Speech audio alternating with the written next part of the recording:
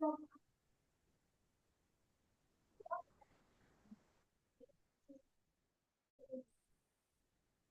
Assalamualaikum warahmatullahi wabarakatuh. Baiklah, kami Waalaikumsalam. dari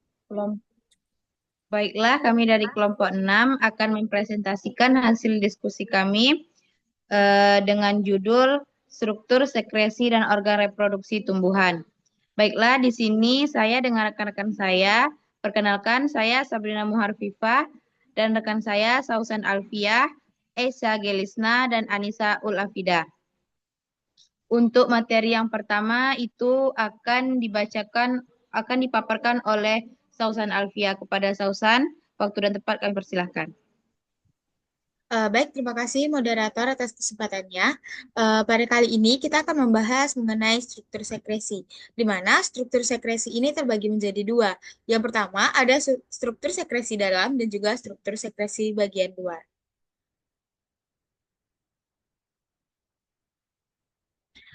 Baik, yang pertama pengertian jaringan sekresi. Jaringan sekresi pada tumbuhan adalah jaringan yang memiliki kemampuan untuk memproduksi dan mengeluarkan zat-zat tertentu yang berguna bagi tumbuhan itu sendiri maupun interaksi dengan lingkungan sekitarnya. Jaringan ini juga berfungsi dalam berbagai proses, termasuk dalam pertahanan terhadap herbivora, menarik penyerbuk, dan juga pengaturan metabolisme tumbuhan. Adapun jenis-jenis jaringan sekresi, yang pertama itu ada kelenjar sekresi. Yang pertama, kelenjar sekresi ini dapat ditemukan di berbagai bagian tumbuhan, seperti daun, batang, dan juga bunga. Kelenjar sekresi dapat menghasilkan berbagai zat, seperti yang pertama itu contohnya ada getah, mengandung senyawa yang dapat berfungsi sebagai pertahanan terhadap serangga dan juga hama. Lalu yang kedua ada minyak esensial, di mana dihasilkan oleh kelenjar minyak, menghasilkan kelenjar minyak, dan juga seringkali berfungsi untuk menarik penyerbuk atau melindungi tumbuhan dari patogen. Yang kedua, sel sekresi. Beberapa tumbuhan memiliki sel-sel khusus yang berfungsi untuk sekresi. Contohnya adalah sel-sel yang menghasilkan resin ataupun lateks. Lalu yang ketiga, jaringan parenkim sekretoris, di mana jaringan parenkim dapat berfungsi sebagai jaringan jaringan parenkim sebagai jaringan sekresi dengan menyimpan dan mengeluarkan zat-zat tertentu, seperti minyak ataupun getah. Lalu, adapun fungsi jaringan sekresi itu ada sebagai pertahanan, di mana pertahanan ini menghasilkan zat-zat yang dapat mengusir herbivora ataupun patogen. Lalu ada atraksi, di mana menghasilkan nektar atau zat lain yang menarik serangga penyerbuk. Lalu sebagai penyimpanan, di mana penyimpanan ini berguna untuk menyimpan senyawa-senyawa yang dapat digunakan oleh tumbuhan saat dibutuhkan. Lalu ada regulasi metabolisme, di mana mengeluarkan zat-zat yang terlibat dalam proses metabolisme tumbuhan. Selanjutnya, struktur sekresi dalam. Struktur sekresi dalam tumbuhan merujuk pada bagian-bagian atau elemen yang terlibat dalam proses sekresi atau pengeluaran zat oleh tumbuhan. Proses sekresi ini terjadi di berbagai tumbuhan dan berbagai bagian tumbuhan dan juga melibatkan berbagai struktur yang berfungsi untuk menghasilkan, menyimpan, dan juga mengeluarkan produk. Berikut adapun beberapa struktur yang terlibat dalam proses sekresi dalam tumbuhan. Yang pertama itu ada sel parenkim sekretoris. Yang berfungsi sebagai sel parenkim sekretoris adalah sel-sel yang berfungsi untuk menyimpan dan mengeluarkan produk sekresi, seperti getah, minyak, ataupun resin. Lalu strukturnya, di mana sel parenkim ini memiliki vakuola yang besar dan dapat mengandung berbagai zat yang disekresikan oleh tumbuhan. Mereka sering ditemukan dalam jaringan sekresi seperti kelenjar getah ataupun kelenjar minyak. Lalu yang kedua ada kelenjar sekretoris, di mana kelenjar sekretoris ini adalah struktur yang memiliki sel-sel khusus yang menghasilkan produk sekresi. Nah, pada eh, kelenjar sekretoris ini memiliki beberapa jenis pada tumbuhan. Yang pertama ada kelenjar nektar, di mana kelenjar nektar ini menghasilkan nektar yang digunakan untuk menarik serangga penyerbuk. Biasanya ditemukan di bunga atau bagian lain dari tanaman yang berinteraksi dengan serangga. Strukturnya biasanya terletak di dasar bunga atau di sepanjang pedisel bunga, dengan sel-sel kelenjar yang dapat mengeluarkan nektar keluar. Kelenjar resin menghasilkan kelenjar resin itu menghasilkan resin yang berfungsi sebagai pelindung tumbuhan dari kerusakan atau infeksi. Misalnya pada pohon pinus atau tumbuhan berbunga lainnya. Ah, Memiliki struktur biasanya terdapat pada bagian batang ataupun daun dengan struktur sel yang memungkinkan produk resin keluar. Lalu kelenjar minyak menghasilkan minyak esensial yang dapat berfungsi untuk menarik penyerbu atau mengusir herbivora. Adapun strukturnya, kelenjar minyak ini sering ditemukan pada daun, batang, atau kulit tumbuhan yang menghasilkan minyak esensial. Baik, mungkin itu materi yang dapat saya sampaikan. Saya kembalikan ke moderator.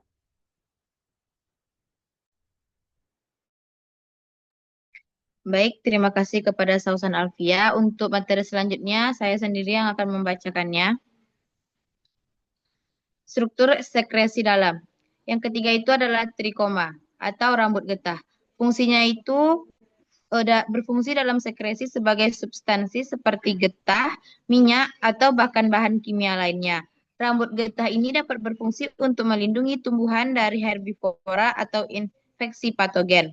Strukturnya itu adalah trikoma terdiri dari sel-sel epidermis yang memanjang keluar, seringkali memiliki vakuola besar dan mengandung bahan kimia sekresi.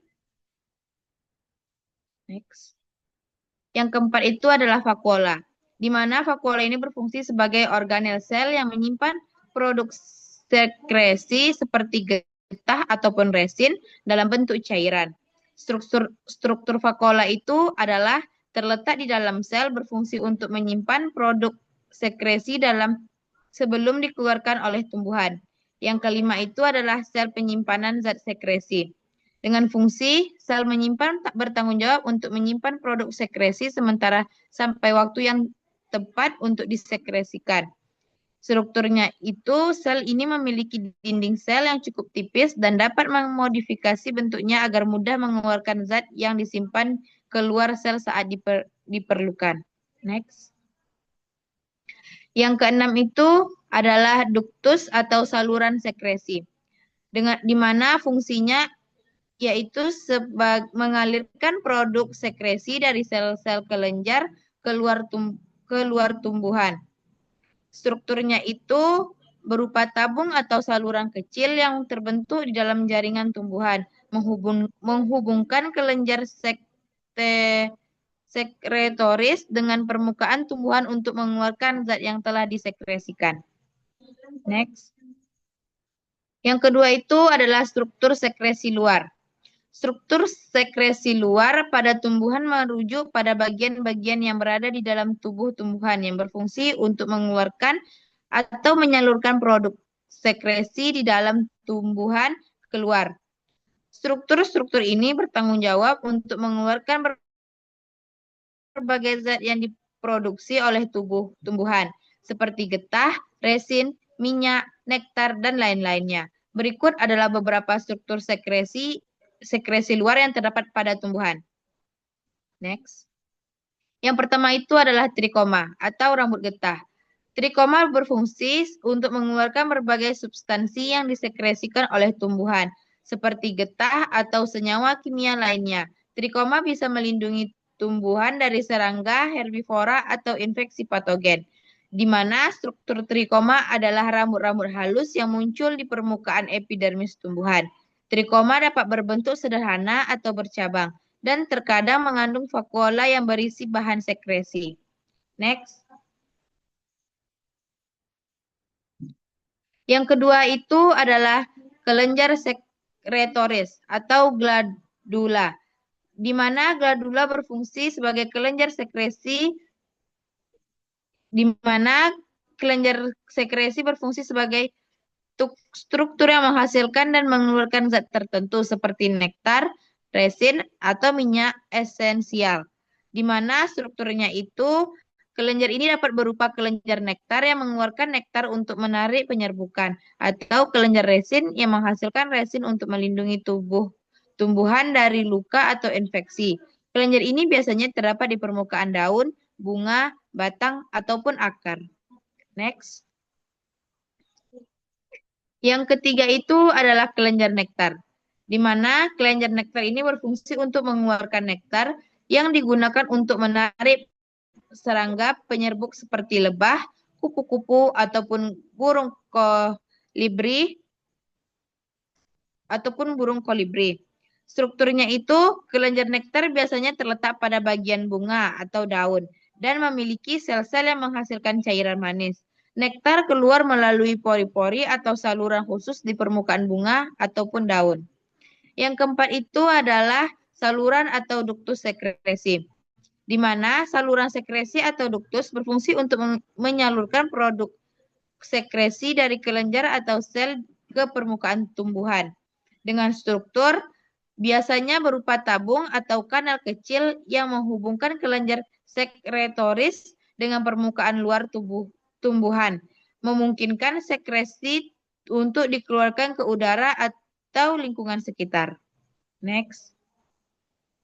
Dan yang kelima itu adalah resin atau getah, di mana resin atau getah ini berfungsi sebagai zat yang disekresikan oleh tumbuhan sebagai mekanisme pertahanan, melindungi tubuh tumbuhan dari infeksi atau kerusakan akibat herbivora. Dengan struktur, resin biasanya dikeluarkan melalui kelenjar resin pada permukaan tumbuhan, terutama di batang ataupun di daun, membentuk lapisan pelindung yang dapat mengeras atau mengering.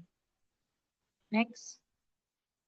Yang keenam itu adalah selulosa dan saponin, di mana berfungsi sebagai beberapa tumbuhan yang menghasilkan selulosa atau saponin yang disekresikan melalui sel-sel tertentu di permukaan tumbuhan. Saponin berfungsi untuk melindungi tumbuhan dari serangga dan patogen. Strukturnya itu adalah sel-sel yang melindungi saponin atau senyawa pelindung biasanya terletak di permukaan daun atau batang. Dan senyawa-senyawa ini dikeluarkan keluar melalui lapisan kutikula atau pori-pori. Next. Yang ketujuh itu adalah aroma dan minyak esensial, di mana aroma dan minyak esensial ini berfungsi terutama untuk yang memiliki kelenjar minyak menghasilkan minyak esensial yang berfungsi untuk menarik penyerbukan atau penyerbuk atau mengusir herbivora. Strukturnya itu minyak esensial ini biasanya dikeluarkan melalui pori-pori kecil atau kelenjar minyak pada permukaan daun ataupun bunga yang memiliki bau yang kuat untuk mempengaruhi organisme di sekitar. Oke, sekian materi yang dapat saya paparkan. Untuk materi selanjutnya itu akan disampaikan oleh Esa. Kepada Esa, kami persilahkan.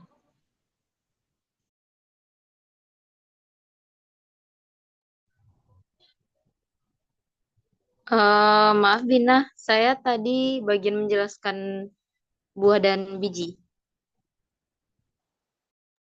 Oke, maaf sebelumnya kepada Esa. Mungkin untuk materi selanjutnya itu akan dijelaskan oleh Anissa Ulafida. Kepada Nisa, waktu dan tempat kami persilahkan.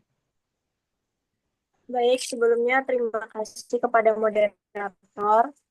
Di sini saya akan menjelaskan tentang organ reproduksi, yaitu tentang bunga.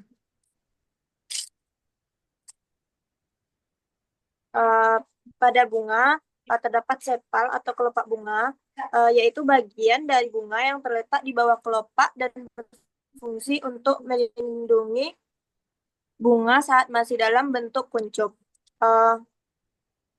Fungsinya yaitu yang pertama melindungi kuncup bunga sebelum mekar. Yang kedua mendukung struktur bunga setelah mekar. Yang ketiga terkadang dapat membantu fotosintesis. Next.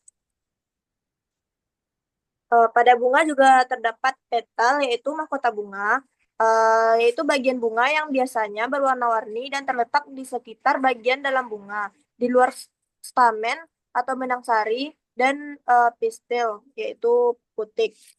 Fungsinya yang pertama menarik perhatian serangga atau hewan lain untuk penyerbukan. Yang kedua melindungi bagian reproduksi bunga. Yang ketiga dari beberapa petal ada yang dapat menghasilkan nektar sebagai makanan bagi penyerbuk. Next. Berikut ada bagian-bagian bunga. Yang pertama ada stigma, yaitu kepala putik. Eh, yang kedua ada polen, yaitu serbuk sari. Di bawah polen ada anter, yaitu penghasil dan penyimpan butir-butir polen.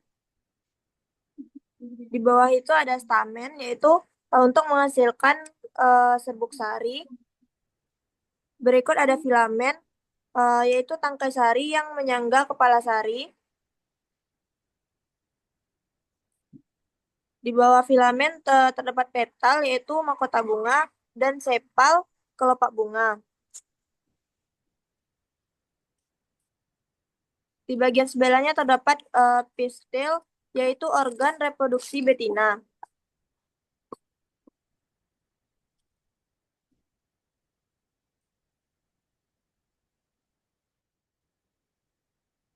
Yang ketiga ada stamen atau benang sari, yaitu bagian bunga yang menghasilkan serbuk sari yang mengandung sel kelamin jantan. Bagian-bagian stamen yang pertama ada antera atau kepala sari, tempat produksi dan penyimpanan serbuk sari. Yang kedua ada filamen, yaitu tangkai sari, untuk menopang antera agar mudah dijangkau oleh angin, serangga, atau penyerbuk. Di sini bisa kita lihat teman-teman, yaitu proses fertilisasi pada bunga. Baik, sekian pemaparan materi dari saya. Saya kembalikan kepada moderator. Baik, terima kasih kepada Anissa Ulafida. Untuk materi selanjutnya itu tentang buah, di mana akan dijelaskan oleh Esa Gelisna. Kepada Esa, dipersilahkan. Terima kasih kepada moderator. Saya akan mencoba menjelaskan pada bagian buah. Sebelumnya saya ingin bertanya, apakah suara saya terdengar jelas? Terdengar, Esa? Baik. Jadi, sebentar. Jadi, buah ini adalah organ pada tumbuhan yang berbunga yang berkembang dari ovarium setelah pembuahan. Nah, fungsinya adalah melindungi biji dan membantu dalam penyebaran benih. Nah, buah ini juga terbagi dalam 3 lapisan utama. Yang pertama itu ada exocarp atau lapisan luar. Jadi, exocarp ini adalah lapisan paling luar dari buah. Lapisan ini berfungsi sebagai pelindung bagi bagian dalam buah dan seringkali memiliki berbagai karakteristik seperti warna, tekstur, dan ketebalan. Yang kedua itu ada mesokarp atau lapisan tengah. Mesokarp adalah lapisan tengah dari buah yang terletak di antara exokarp dan endokarp. Jadi mesokarp ini biasanya merupakan bagian yang paling tebal dan sering kali berair, memberikan rasa dan tekstur yang manis atau asam pada buah ataupun sepat. Nah, lapisan yang ketiga itu ada endokarp atau lapisan dalam. Jadi endokarp ini adalah lapisan paling dalam dari buah yang langsung mengelilingi biji. Nah, endokarp ini berfungsi melindungi biji dan dapat memiliki berbagai bentuk dan tekstur tergantung pada jenis buah. Kemudian,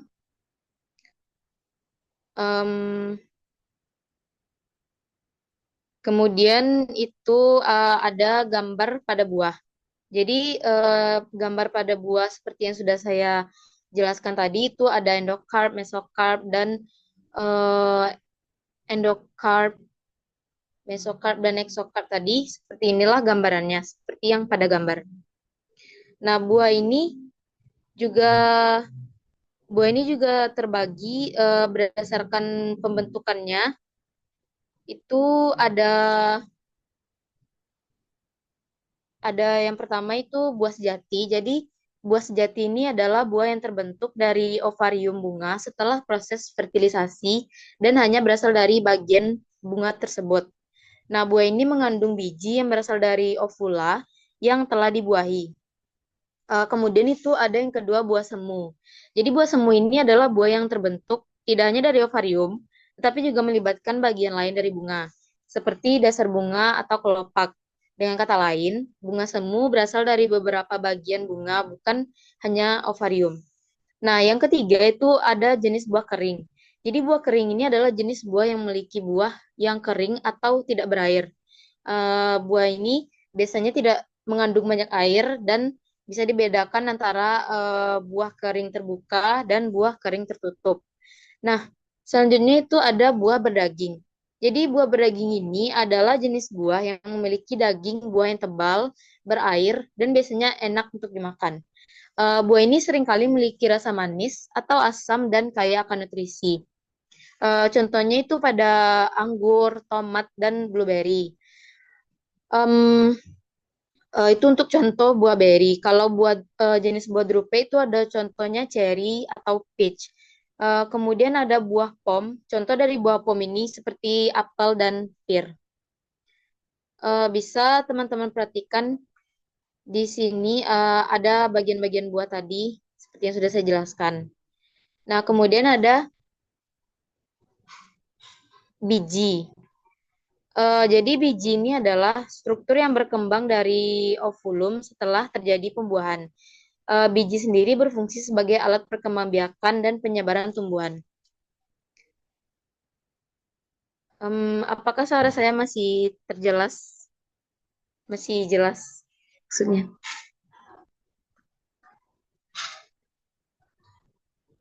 Masih ya, Sa? Oke. Jadi biji ini juga memiliki beberapa bagian. Yang pertama itu ada testa atau kulit biji. Jadi testa ini tuh lapisan luar biji yang berfungsi sebagai pelindung bagi bagian-bagian dalam biji. Nah, kulit biji ini bervariasi dalam ketebalan, tekstur, dan warna tergantung pada jenis tumbuhan. Kulit biji ini melindungi embrio dan jaringan cadangan makanan dari kerusakan fisik, serangan hama, dan patogen. Yang kedua itu ada lapisan embrio atau calon tumbuhan baru atau embrio bagiannya yaitu calon tumbuhan baru. Jadi embrio ini adalah bagian dari biji yang akan berkembang menjadi tumbuhan baru setelah proses perkecambahan. Kemudian ada kotiledon, yaitu daun lembaga. Kotiledon atau daun lembaga ini adalah daun pertama yang muncul dari embrio dan berfungsi sebagai sumber cadangan makanan bagi tumbuhan muda. Kemudian yang keempat ada itu endosperm. Jadi endosperm ini adalah jaringan cadangan makanan. Jadi jaringan ini berfungsi sebagai cadangan makanan bagi embrio selama proses perkecambahan.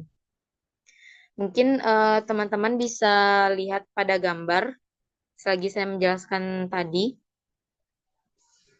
di mana itu ada kulit biji, ada epikotil, ada hipokotil, kotiledon, radikula, dan plumula. Sekian dari saya kembalikan ke moderator. Baik, terima kasih kepada Esa. Mungkin sekian pemaparan materi dari kelompok kami. Untuk sesi tanya jawab dan penambahan materi itu akan kita lanjutkan di pertemuan hari Rabu di dalam kelas. Untuk teman-teman yang ingin bertanya, dipersilakan untuk mengisi forum diskusi yang telah disediakan di Smile. Mungkin cukup sekian dari kelompok kami. Kurang dan lebihnya kami mohon maaf. Assalamualaikum warahmatullahi wabarakatuh.